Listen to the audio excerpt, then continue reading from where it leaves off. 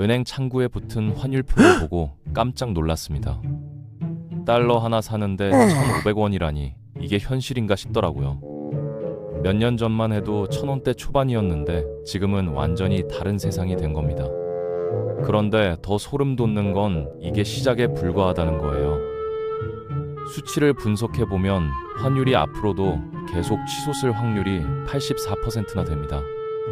내년 이맘때쯤이면 1,600원을 바라보게 될 수도 있다는 얘기죠. 지금 이 순간에도 지구촌 10개 나라가 외환 위기로 신음하고 있는데 우리나라가 11번째가 되지 말라는 법은 없거든요. 이 위험한 상황에서 우리가 뭘 알아야 하고 어떻게 움직여야 하는지 오늘 낱낱이 파헤쳐 보겠습니다.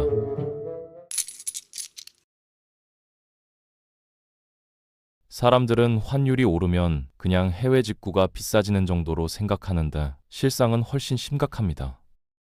우리나라는 무역 의존도가 전 세계에서 두 번째로 높은 나라거든요. 수출과 수입으로 먹고 사는 구조인데 환율이 폭등하면 나라 전체가 휘청거린다는 뜻이에요. GDP 대비 무역 비중이 75%에 달하는데 이런 나라에서 환율 방어에 실패하면 어떤 일이 벌어지는지 우리는 이미 경험했습니다.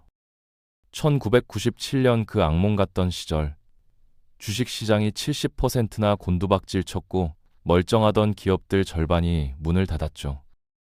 지금 상황을 냉정하게 들여다보면 그때와 비슷한 징조들이 여기저기서 포착되고 있어요. 한국의 국가신용등급을 평가하는 무디스, S&P, 피치 같은 기관들이 매년 한국을 방문해서 체크하는데 그들이 보는 핵심 지표가 바로 이런 겁니다. 국가 부채율이 얼마나 높은지, 비상시에 도와줄 우방국이 있는지, 외환 보유고는 충분한지를 살피는 거죠.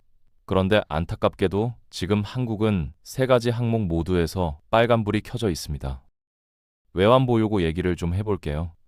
현재 우리나라가 쌓아둔 달러는 약 4,200억 달러 정도 됩니다. 숫자만 보면 꽤 많아 보이죠. 그런데 이걸 GDP 대비로 환산하면 고작 23%밖에 안 돼요. 전 세계에서 가장 낮은 수준이라고 보시면 됩니다. 같은 아시아권인 대만은 어떨까요? 대만은 무려 6천억 달러를 비축해두고 있는데 이게 자기네 GDP의 80%에 해당하는 금액이에요. 1997년 한국이 휘청거릴 때 대만은 꿈쩍도 안 했던 이유가 바로 이 단단한 외환 방패 덕분이었습니다. 국제결제은행에서 권고하는 한국의 적정 외환 보유고가 얼마인지 아십니까? 무려 9,200억 달러입니다. 지금 우리가 가진 것의 2배가 넘는 금액이에요. 이 숫자가 어떻게 나왔냐면 석유 같은 필수품을 사오는 데 필요한 3개월치 결제 대금이 약 1,000억 달러고요. 1년 안에 갚아야 하는 단기 채권이 1,500 달러 정도 됩니다. 여기에 외국인들이 한국 주식시장에 투자한 돈의 일부까지 고려해야 해요. 지금 우리 증시 시가총액이 약 3천조 원인데 외국인 지분이 32%거든요. 이 돈이 한꺼번에 빠져나갈 가능성까지 대비해야 한다는 겁니다. IMF에서 한국에 권고한 최소 외환 보유고는 7천억 달이었어요. 그런데 아르헨티나가 이 권고치를 지켰는데도 결국 국가 부도를 선언했습니다. 10번째 파산이었죠. 이게 무슨 뜻이냐면 IMF 기준만 맞춘다고 안전한 게 아니라는 거예요. 진짜 안전하려면 그 이상을 비축해야 하는데 한국은 IMF 권고치에도 한참 못 미치는 수준이라는 겁니다. 한국은행은 계속해서 외환 보유고가 충분하다고 발표하고 있습니다. 그런데 이 말을 곧이곧대로 믿어도 될까요? 1997년에도 똑같은 말을 했거든요. 한국의 외환이 문제없다고 호언장담하다가 이틀 뒤에 백기를 들었습니다. 외환 방어를 포기한다고 선언한 거예요. 그 뒤로 무슨 일이 벌어졌는지는 다들 기억하시잖아요. 삼성전자 주가가 10만 원에서 3만 원으로 떨어졌고 서울 아파트 값이 반토막 났습니다. 은행들은 줄줄이 쓰러져서 합병되기 바빴죠. 지금 우리가 쓰는 우리은행이 어떻게 만들어졌는지 아세요? 한일은행, 상업은행, 평화은행 같은 은행들이 다 무너져서 합쳐진 게 우리은행이에요. 신한은행도 좋은 은행을 흡수했고 하나은행도 외환은행과 합쳐졌죠. 그때 금융권 절반이 사라졌다고 보시면 됩니다. 이게 남의 나라 옛날 이야기가 아니라 불과 28년 전 우리 땅에서 벌어진 일이에요. 비상시에 우리를 도와줄 나라가 있느냐? 이것도 중요한 문제입니다. 2008년 금융위기 때 미국이 한미 통화 스왑으로 600억 달러를 지원해줬어요. 2020년 코로나 사태 때도 마찬가지로 600억 달러를 풀어줬죠. 그런데 지금은요? 아무것도 없습니다. 통화 스왑이 완전히 종료된 상태예요. 일본과의 통화 스왑도 예전에는 700억 달러였는데 지금은 100억 달만 남아 있습니다. 위기가 터지면 우리를 구해줄 백기사가 없다는 뜻이에요. 왜 미국이 통화 스왑을 해주지 않느냐고 묻는 분들이 계시는데 솔직히 말씀드릴게요. 미국 입장에서는 한국이 자기 말을 잘 듣기를 원하거든요. 통화 스왑이라는 안전망을 쉽게 깔아주면 한국이 미국 눈치를 덜 볼 테니까 일부러 안 해주는 측면이 있습니다. 냉정한 국제정치의 현실이죠. 국가부채 상황은 어떨까요? 겉으로 드러난 순수 국채만 따지면 GDP 대비 52% 정도라서 그럭저럭 괜찮아 보여요. 그런데 함정이 있습니다. 공기업 부채, 군인연금, 공무원연금까지 다 포함하면 실제 부채율은 130%에 육박해요. IMF도 이 점을 경고하고 있거든요. 한국이 공기업 부채까지 합치면 매우 위험하다고 공식 보고서에 적어놨습니다. 순수 국채만으로도 2029년이면 60%를 넘기게 되는데 국제사회에서는 60%가 넘으면 위험국가로 분류합니다. 2026년 예산안을 보면 국가 예산이 728조 원이에요. 여기에 추경까지 하면 더 늘어나겠죠. 2026년 6월에 지방선거가 있으니까 정부가 돈을 더 풀 가능성이 높습니다. 선거를 앞두고 지갑을 여는 건 어느 정권이든 마찬가지니까요. 문제는 이렇게 재정을 풀면 풀수록 국가 부채는 계속 쌓인다는 거예요. 지금 전 세계에서 외환 위기를 겪고 있는 나라들을 한번 볼까요? 파키스탄, 스리랑카, 바레인, 베네수엘라, 아르헨티나 등 10개 나라가 IMF 구제금융을 받고 있습니다. 아르헨티나는 역사상 10번째 국가부도를 기록했어요. 지금 아르헨티나 은행 이자가 얼마인지 아세요? 100%입니다. 예금하면 원금만큼 이자를 준다는 건데 이게 좋은 게 아니에요. 나라가 워낙 위험하니까 그 정도 이자를 줘야 겨우 투자자들이 돈을 맡기는 거거든요. 우리나라 적금 이자 3%랑 비교하면 완전히 다른 세계죠. 외환 위기라는 게 한 번 오고 끝나는 게 아닙니다. 반복해서 찾아와요. 아르헨티나가 10번이나 파산한 게 그 증거고 다른 나라들도 위기에서 벗어났다가 다시 빠지기를 반복합니다. 한국도 예외가 아니에요. 1997년에 한 번 겪었다고 다시는 안 온다는 보장이 어디 있겠습니까? 그러면 이런 상황에서 개인은 어떻게 해야 할까요? 핵심은 달러 기반 자산을 확보하는 겁니다.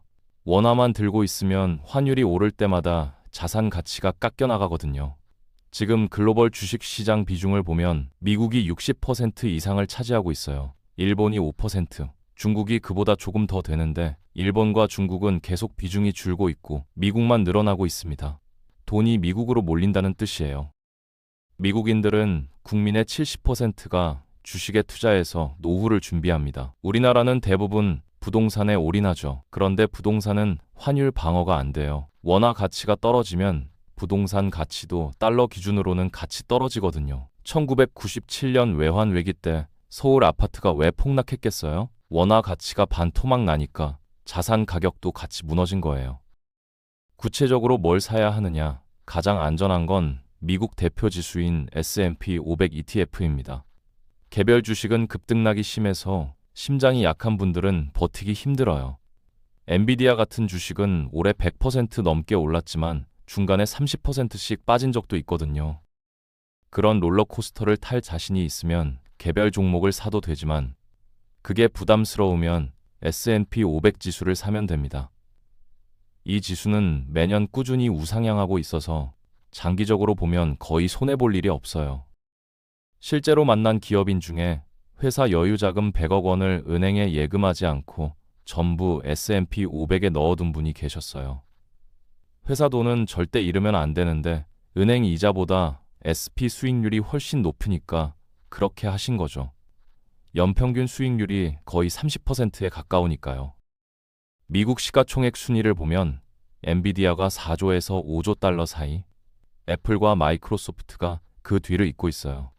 구글 모회사인 알파벳도 상위권이고요. 반면에 한국 시가총액 1위인 삼성전자는 우선주까지 합쳐서 700조 원 정도 됩니다. 엔비디아 하나가 삼성전자의 10배 규모라는 거예요. 이 격차를 보면 왜 돈이 미국으로 흘러가는지 이해가 되실 겁니다. 어떤 분은 자기 월급의 10%를 매달 시가총액 1위 기업에 투자했더니 결국 큰 돈을 벌었다고 하더라고요. 월급쟁이가 부자 되는 길은 사실 주식밖에 없어요. 물론 부동산도 있긴 한데 지금 정부 정책을 보면 대출을 거의 안 해주고 있거든요. 서울 서초동 아파트 분양가가 25억인데 대출은 2억밖에 안 해줍니다. 현금이 20억 이상 있어야 청약할 수 있다는 뜻이에요. 일반인이 접근하기엔 너무 높은 벽이죠. 금도 좋은 대안입니다. 금 가격은 76% 확률로 우상향하고 있어서 환율 방어 수단으로 쓸 수 있어요. 다만 금은 배당이 없고 보관 비용이 들어서 저는 개인적으로 미국 주식을 더 추천하는 편입니다.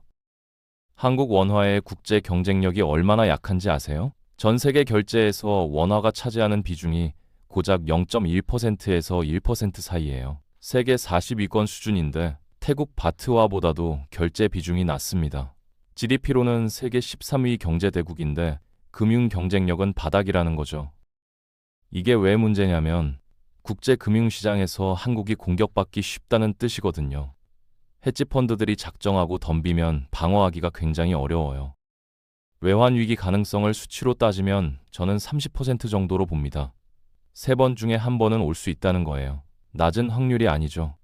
국가 부채가 계속 늘고 있고 통화 수합도 없고 외환 보유고도 부족한 상황에서 언제 불이 붙어도 이상하지 않습니다.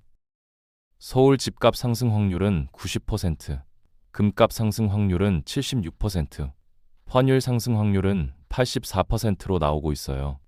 이 숫자들이 말해주는 건 명확합니다. 원화 자산만 갖고 있으면 위험하고 달러나 금 같은 실물 자산으로 분산해야 한다는 거죠. 정리하자면 이렇습니다. 한국의 외환 상황은 겉보기보다 훨씬 위태롭습니다. 외환 보유고는 적정 수준의 절반도 안 되고 위기 때 도와줄 동맹국과의 통화 수합도 없어요.